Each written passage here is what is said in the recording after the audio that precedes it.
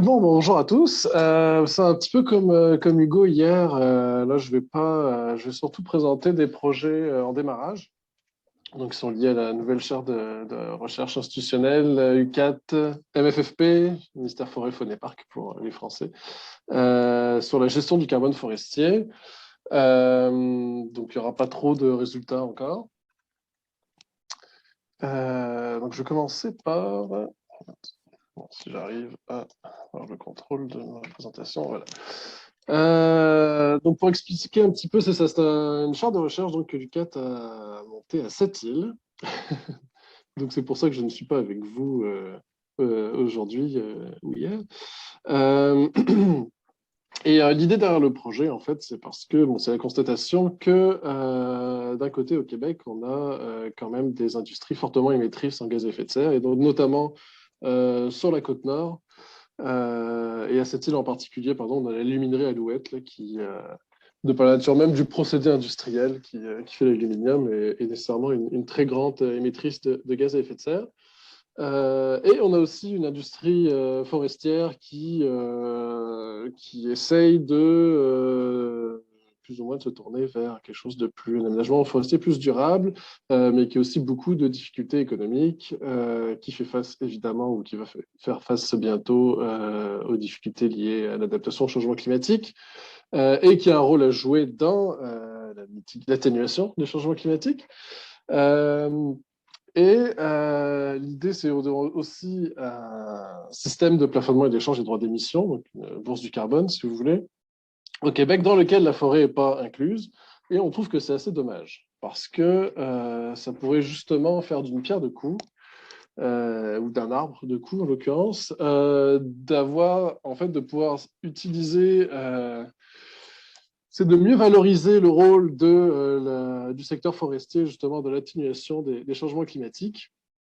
Et si ça pouvait apporter finalement une manne financière au secteur forestier qui inciterait un meilleur aménagement, en tout cas au moins de la question du carbone, mais qui peut être tout à fait compatible avec d'autres services écosystémiques. Ça pourrait en fait tout à fait enlever un petit peu le focus sur uniquement la ressource ligneuse pour enfin monétiser autre chose dans la forêt. Euh, pour être intéressant pour aider une industrie en difficulté à opérer sa transition vers un aménagement plus durable. Donc c'est un petit peu l'idée derrière la chaire. Et sur la côte nord, on a justement une industrie en très grande difficulté, avec la pandémie en ce moment encore plus. Et donc, comme je disais, ces gros émetteurs de gaz à effet de serre, c'était l'endroit tout naturel pour lancer ce projet.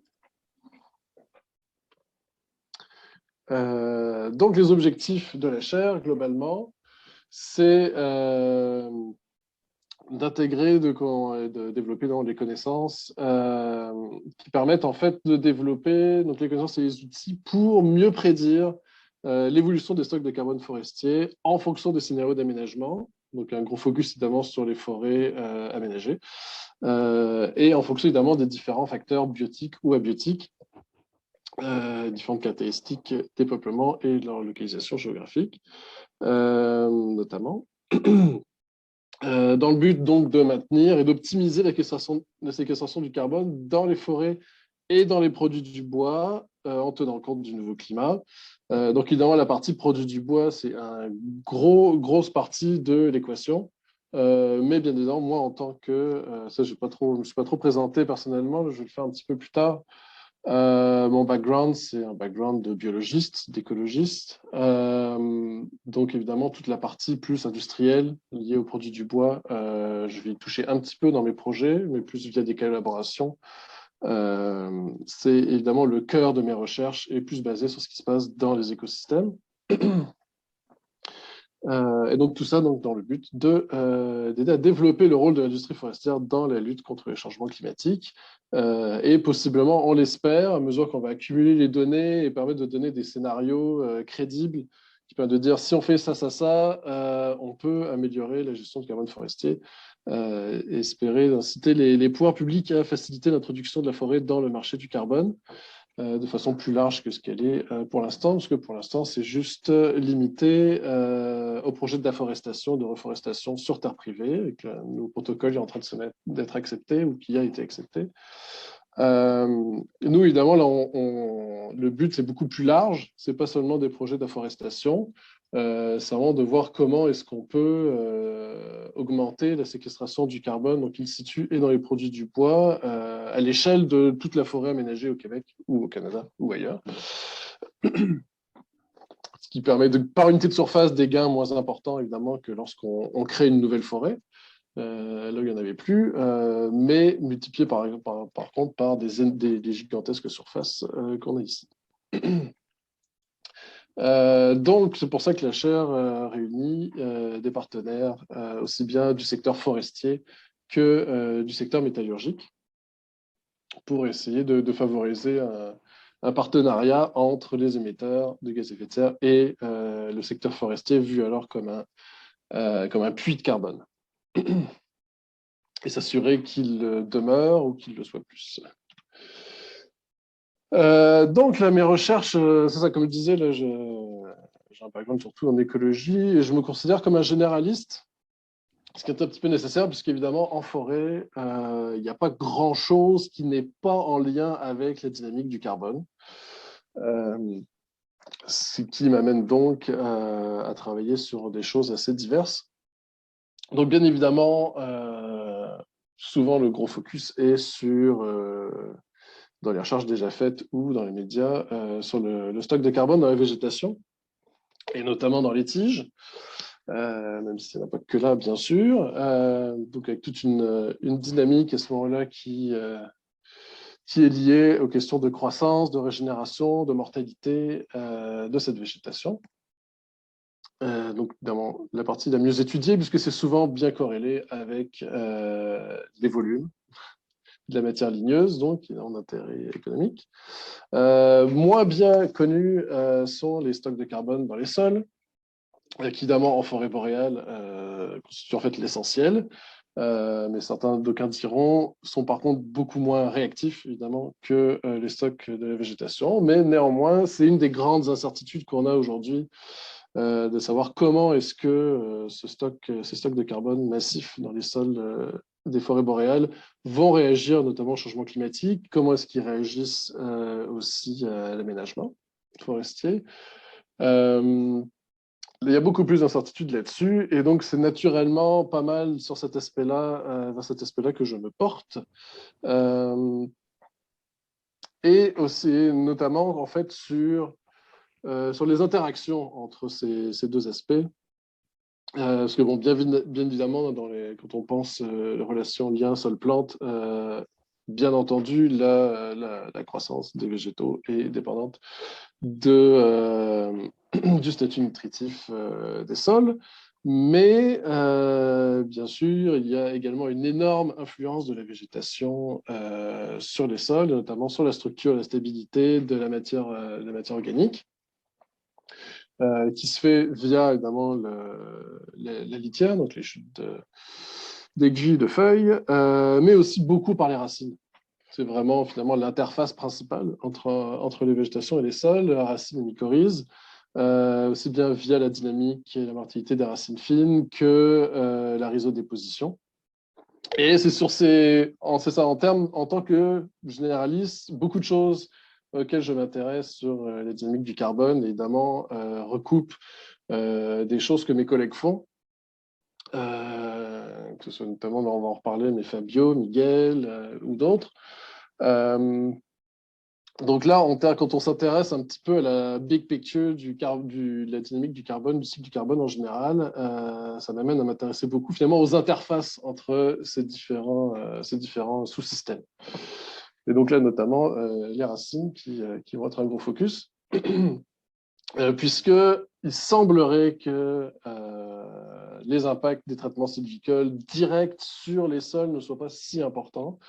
Évidemment, surtout parce que le fait au Québec, il y a énormément de coupes qui se font l'hiver ou qui ont essayé jusqu'à présent de ne pas trop perturber les sols. Mais pas que, il semble y avoir une certaine résilience des sols forestiers. Mais par contre, l'influence que ces traitements-là vont avoir sur la végétation va à ce moment-là indirectement pouvoir influer beaucoup sur donc, je disais, la structure et la stabilité du carbone des sols. Donc, bien évidemment, on ne peut pas évacuer la question des perturbations naturelles qui ont, outre évidemment des effets instantanés qu'ils peuvent avoir sur les émissions de carbone, notamment dans le cas des feux, vont aussi avoir des effets à long terme sur cette dynamique dans la végétation ou les sols. On a évidemment, j'en ai déjà un peu parlé, les effets des différents aménagements forestiers, donc différents types de traitements sylvicoles, qui peuvent aussi influer après à long terme sur cette dynamique. Et peut-être avoir un lien à la susceptibilité aussi, une influence sur la susceptibilité à différents types de perturbations naturelles. Et bien sûr, on ne peut pas réfléchir aux meilleures stratégies d'aménagement forestier sans prendre en compte les changements climatiques qui vont avoir un impact sur tous ces éléments. Et c'est là, en fait, où il y a aussi mes premiers projets se focalisent beaucoup. En fait, ça va être sur les interactions entre les changements climatiques et l'aménagement forestier. C'est-à-dire comment est-ce que différents types de traitements sylvicoles en fait, peuvent modifier la susceptibilité de la dynamique du carbone des peuplements à ces changements environnementaux.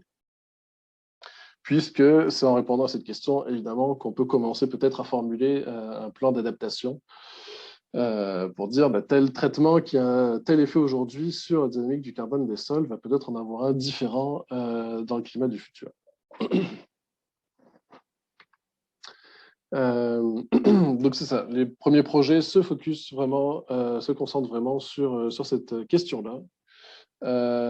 Et en étudiant plus précisément à ce moment la partie un peu plus continue du cycle du carbone, donc les grands flux de croissance et de décomposition, de respiration hétérotrophe.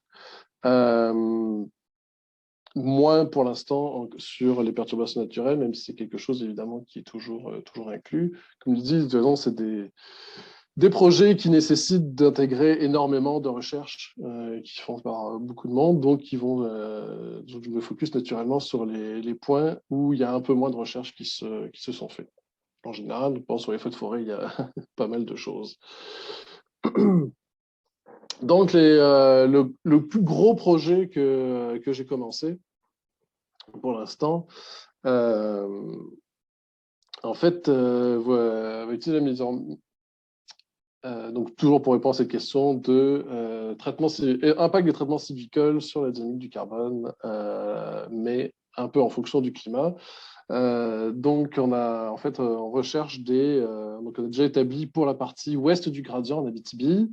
On a commencé à échantillonner des peuplements avec différences historiques de perturbations. Donc des peuplements assez proches de la limite nordique d'exploitation des forêts et donc dominés par l'épinette noire. On commence par là, puisque évidemment, c'est l'espèce ubiquitaire et de notre forêt boréale et aussi celle d'intérêt commercial majeur. Mais on va aussi rajouter à partir de l'été prochain des sites donc plus dans le centre de notre forêt boréale, donc dans le secteur Chibougamau-Mistassini, près de ce qu'on appelle le triangle de feu, et aussi bien sûr des sites sur la côte nord. Donc on a des témoins évidemment, et ensuite tout un gradient d'intensité de traitement, donc des éclaircies commerciales comme analogue, comme type de coupe partielle qu'on a choisi étant donné que c'est en forêt résineuse ici le type de coupe partielle qui est pratiqué depuis le plus longtemps. Donc il a fallu, là ce qui nous intéresse c'est de regarder des effets à moyen terme, pas forcément juste les effets immédiats, mais de voir est-ce qu'il y a des effets qui perdurent dans le temps. Donc on a cherché des traitements qui dataient de 15-20 ans. Dans le cas des éclaircies commerciales, c'est au moment où évidemment ils repassent pour récolter le reste. Donc ça a été une course intéressante contre la montre pour trouver des éclaircies qui n'étaient pas encore passées au cache, comme on dit. Bien entendu, on a aussi des sites de la fameuse CPRS, coupe avec protection de la régénération des sols, donc plus ou moins une coupe totale. certaines donc avec régénération naturelle, certaines aussi suivies de plantation, de reboisement, et aussi des dispositifs où, en plus, avant le reboisement, les sites ont été, après CPRS, scarifiés, c'est-à-dire que les sols extrêmement perturbés, ce que j'ai représenté par un petit zigouigui. Étant donné que là, c'est un traitement qui est très intéressant dans le sens où il peut être souvent utilisé pour augmenter la productivité, accélérer le cycle des éléments nutritifs, mais ce qui peut évidemment avoir un coût en termes de la séquestration du carbone dans les sols. Donc, très intéressant de voir un petit peu quel effet va l'emporter dans ce trade-off entre les gains peut-être possibles de séquestration du carbone dans la végétation versus ce qu'on risque peut-être de perdre dans les sols. Et donc, dans ce dispositif, c'est ça, il y a de nombreux projets qui vont être faits, évidemment, pour pouvoir examiner en fait différents aspects de la dynamique du carbone. Donc, ce qui a été échantillonné l'été dernier, c'est la partie aérienne, donc croissance, mortalité, des tiges résiduelles, de la régénération, l'échantillonnage du sous-bois également. Et donc avec une étudiante, Mireille Angia Nirinari Manana, qui a commencé cette année. Et là, j'ai donc une nouvelle étudiante, Axel Favreau, qui, elle, va s'intéresser à la réponse des flux de carbone, donc notamment à l'exogénèse et respiration autotrophe et hétérotrophe. Donc de ces réactions un petit peu instantanées de ces flux aux variations souvent plus météorologiques intra-annuelles, parce qu'évidemment, donc on a notre grand gradient climatique, mais comme l'a mentionné Fabio, une des grosses questions, là, le climat historique reste d'un intérêt peut-être limité, reste très intéressant de dire, mais évidemment, c'est plus limité pour essayer d'estimer qu'est-ce qui va se passer avec un climat futur beaucoup plus chaud que ce qui a été historiquement et sec dans bien des places. Donc, se focaliser à une échelle plus fine, temporelle plus fine, sur les réactions écophysiologiques. Donc, c'est un projet qui est effectivement en collaboration avec Fabio. Et au flux de carbone du sol. C'est faire le lien entre ces flux-là et justement les variations météorologiques, et avec évidemment un focus sur les événements météorologiques extrêmes, comme genre des sécheresses, si on a la chance d'observer ce qui se passe à ces moments-là. C'est la chance d'avoir des sécheresses, ce qui, dans les prochaines années, ce qui devrait être le cas, c'est de plus en plus fréquent. On va peut-être pouvoir mieux induire ce qui pourrait se passer quand ces événements-là vont être beaucoup plus fréquents dans l'avenir. On a aussi un projet là, qui va être très important sur la structure et la stabilité du carbone organique des sols, en lien, donc, comme j'expliquais précédemment, avec la rhizosphère. Ça, malheureusement, l'étudiant en doctorat qui devait commencer l'hiver prochain s'est désisté pour des raisons de santé. C'est le genre de petits soucis qu'on doit faire face, surtout en pandémie. Donc, à voir si cet échantillonnage-là va pouvoir être fait en 2022 ou en 2023. Et bien entendu, après, il n'y a pas, outre ce grand projet-là, donc les différentes choses qu'on va mesurer sur ces sites, il y a d'autres projets qui vont être faits. Donc là, notamment, cet été, il y a eu des échantillonnages dans le dispositif SAFE, donc le dispositif de coupe partielle dans la forêt d'enseignement recherche du lac du Parquet, donc là, plus en forêt boréale mixte, dans des peuplements dominés notamment par le peuplier. Donc, de faire un petit bilan carbone de ces. Donc, il y a déjà beaucoup de données qui existent. On est allé chercher des données complémentaires, notamment sur les sols, pour regarder quel est le bilan de ces différents traitements. Un projet, je dis que je m'occupais moins des perturbations naturelles, mais je m'en occupe aussi. Donc, notamment, il va y avoir en recrutement, là, on a un projet de doctorat sur les effets de la tordeuse et bourgeons d'épinette, un incontournable, notamment sur les côtes nord, évidemment. Donc là, pareil, j'ai des collègues qui travaillent déjà sur différents aspects là, des épidémies de TBE. Nous, on va s'occuper, ce qui est un petit peu moins connu, c'est les impacts que ça peut avoir sur la dynamique du carbone organique des sols, avec toute cette manne de bois mort qui peut suivre une épidémie. On va aussi regarder on va aussi avoir un projet de maîtrise sur les impacts que ça peut avoir sur la qualité du bois des tiges survivantes. Ça, c'est quelque chose qui va se faire en lien avec le CETFOB, donc un centre collégial de transfert technologique au Cégep de Baie-Comeau, qui ont déjà travaillé sur cette question. Nous, on va essayer de faire le lien avec le panier, et aussi avec l'INTIFO de l'Université Laval, le lien avec les paniers de produits du bois, savoir comment est-ce que ça peut affecter, parce qu'évidemment, le type de produit qu'on peut faire avec les bois va énormément avoir un impact énorme sur, au final, l'intérêt de récolter pour lutter contre les changements climatiques, en quelque sorte. Évidemment, couper une forêt et perdre le carbone in situ peut être beaucoup moins intéressant si pour faire, par exemple, de la pâte à papier ou d'autres produits du bois à faible durée de vie versus des produits à plus longue durée de vie. Et la qualité des tiges influe là-dessus. Ensuite, aussi par exemple un projet là, avec Nicole sur le rôle des bryophytes dans l'atténuation des impacts du changement climatique sur les sols et les racines, l'effet tampon qu'elle pourrait avoir pour remplacer, notamment s'il y a une diminution de la couverture neigeuse en hiver. Aussi un projet sur les impacts des procédés de récolte, c'est-à-dire par tige entière, arbre entier, etc. Ça, c'est en recrutement, puis après quelques autres projets qui vont venir par la suite, notamment en modélisation. Donc, on attend que le projet actuel de modélisation soit plus avancé, parce que bien évidemment, ça reste un incontournable quand on veut essayer d'intégrer tous ces différents éléments et essayer évidemment de regarder surtout quels vont être les impacts de différentes stratégies d'aménagement à l'échelle du paysage. Sur le bilan carbone des opérations forestières.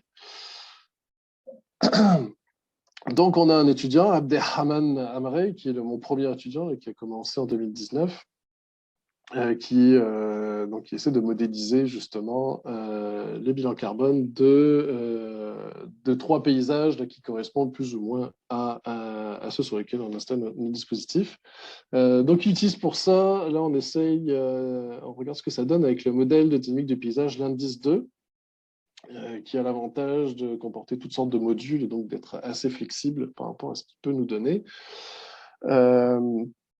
Et surtout, là, il a beaucoup travaillé à calibrer un module écophysiologique qui s'appelle PNET Succession, pour tenir compte des effets directs du changement climatique. Donc, les effets indirects dont on entend beaucoup parler via l'altération des cycles de feu, par exemple, ou des activités d'insectes ravageurs.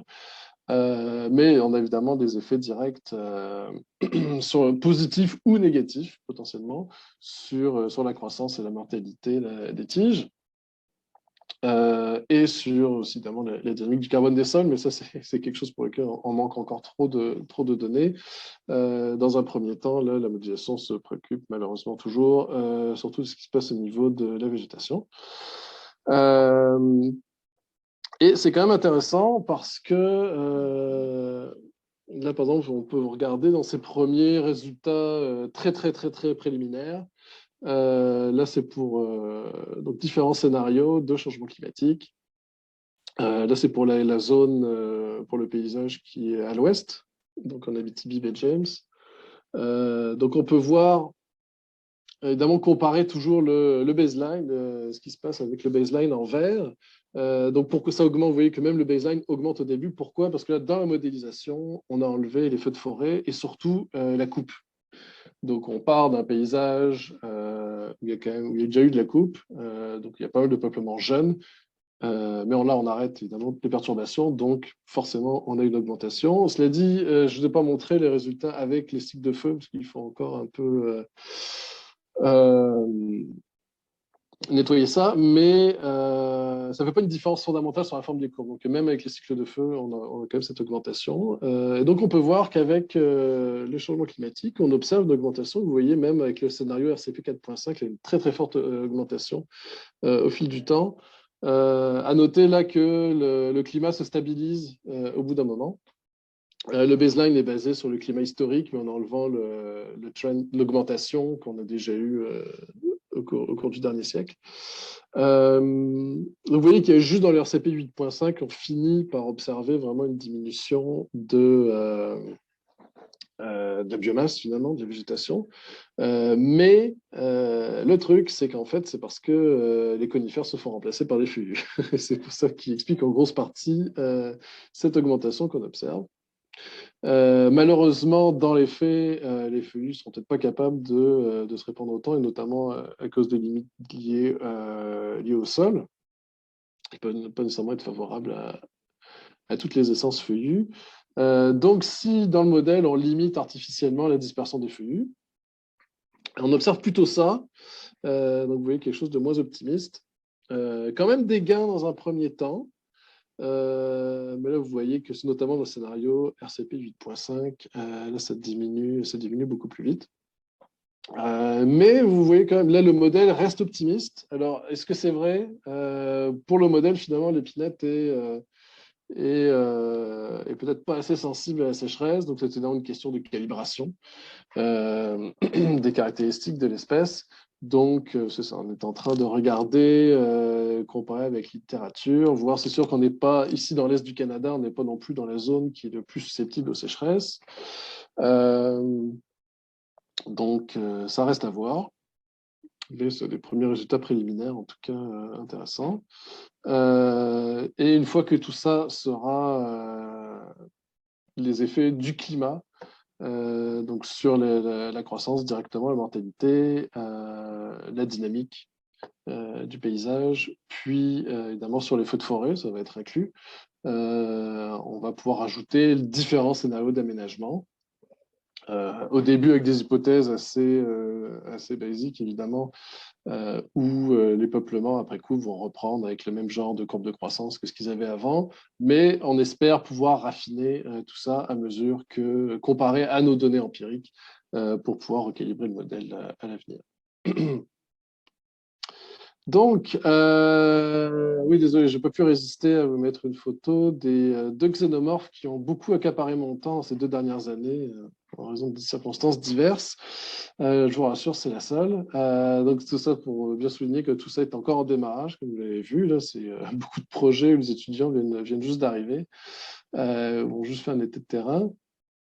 Donc, il y a beaucoup d'autres choses que j'espère pouvoir faire à l'avenir. C'est ça, je n'ai pas encore pu développer beaucoup de collaborations en dehors du Québec et surtout, évidemment, de mes collègues de l'UQAT. Donc, évidemment, je suis très intéressé à regarder ce qui se passe dans d'autres types de forêts, puisque pas forcément que des forêts froides d'ailleurs, mais là, puisqu'on parle de forêts froides avec des gradients altitudinaux, par exemple, quelque chose de très intéressant à étudier. On en a parlé hier, puis là, Guillaume va en reparler, mais évidemment, l'interaction entre les forêts et entre les lacs, et enfin, de l'influence que peuvent avoir les opérations forestières, notamment dans les lacs proches, sur le bilan carbone des lacs proches, est une question extrêmement importante. Donc ça aussi, c'est quelque chose qu'on va, notamment avec l'arrivée de Guillaume au département, qu'on espère développer, mais étant donné qu'en France, vous travaillez beaucoup là-dessus aussi, ça pourrait être quelque chose d'intéressant. Puis, je mentionnais, on espère, mais c'est attesté encore évidemment, qu'il y a une certaine compatibilité entre le fait d'aménager pour la séquestration du carbone et les autres services écosystémiques, en tout cas une meilleure compatibilité que quand on s'intéresse juste à la ressource ligneuse, puisque le carbone, évidemment, oui, souvent nos politiques vont se focaliser sur la captation par les jeunes tiges en croissance, mais il y a aussi, évidemment, outre le carbone dans les tiges et dans les produits du bois, il y a aussi celui dans les sols qui est extrêmement important chez nous. Donc, ce qui peut permettre d'amener à d'autres considérations pour l'aménagement, les stratégies d'aménagement. Et lié à ça, en fait, c'est quelque chose que j'aimerais beaucoup explorer, qui est en fait le rôle que peuvent avoir les Premières Nations au Canada ou les Sapmi en Europe ou en Eurasie, dans en fait la gestion du carbone forestier, savoir finalement est-ce que vérifier si les pratiques traditionnelles, l'usage traditionnel du territoire est quelque chose aussi qui pourrait être beaucoup plus compatible finalement avec une bonne gestion du carbone forestier. Et est-ce que ça pourrait donner des arguments supplémentaires pour mieux laisser les communautés justement gérer leur territoire? Donc, Hugo, là, je t'annonce en direct que tu vas bientôt recevoir un courriel de ma part sur cette question-là. Donc, voilà, comme je disais, là, il y a encore beaucoup de collaborations à développer. Soyez bienvenus, c'est ça, je ne suis pas méchant.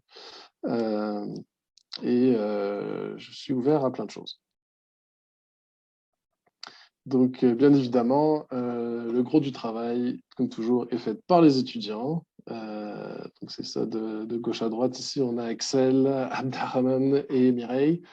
Et oui, c'est encore toute petite équipe, mais qui, je l'espère, va grandir dans les prochaines années.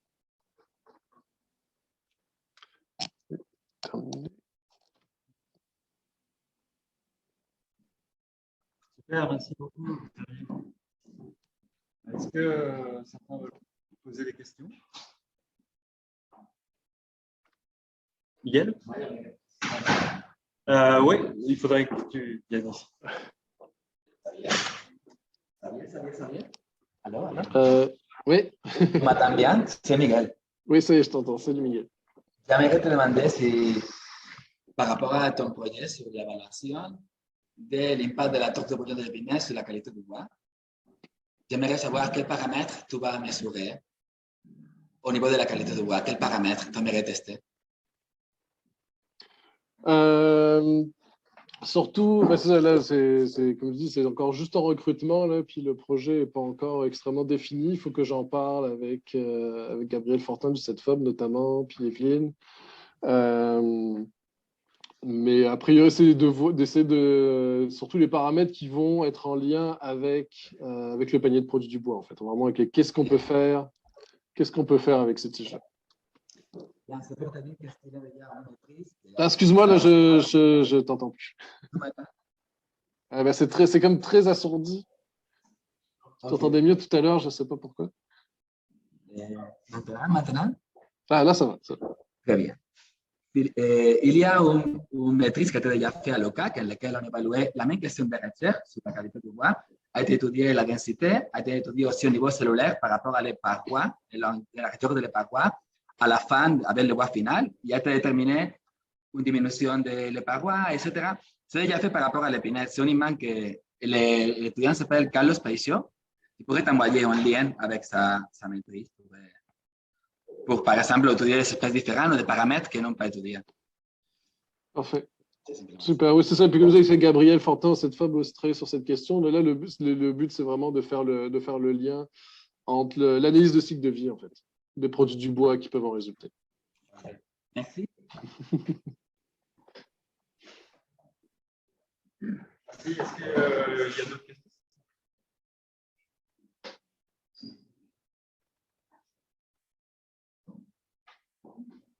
Oui, Xavier, est-ce que ça t'intéresserait de venir en octobre 2022 en Finlande pendant la semaine pour faire des connexions avec les Samis et le carbone?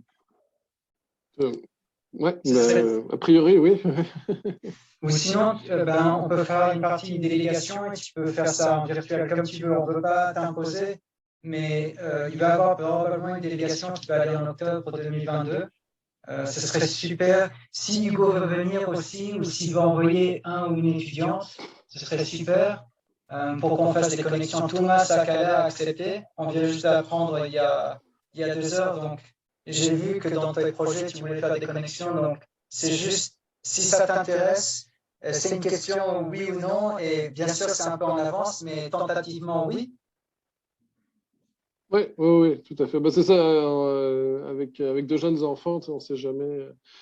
Ça peut être compliqué, mais là, ils seront un petit peu plus âgés, ça devrait être plus facile pour ma mobilité l'année prochaine. Mais donc, oui, puis sur le principe, en tout cas, ça m'intéresse vraiment. Là. Puis, tu sais, c'est vraiment, là, c'est une idée. En ce moment, en fait, je suis sur un panel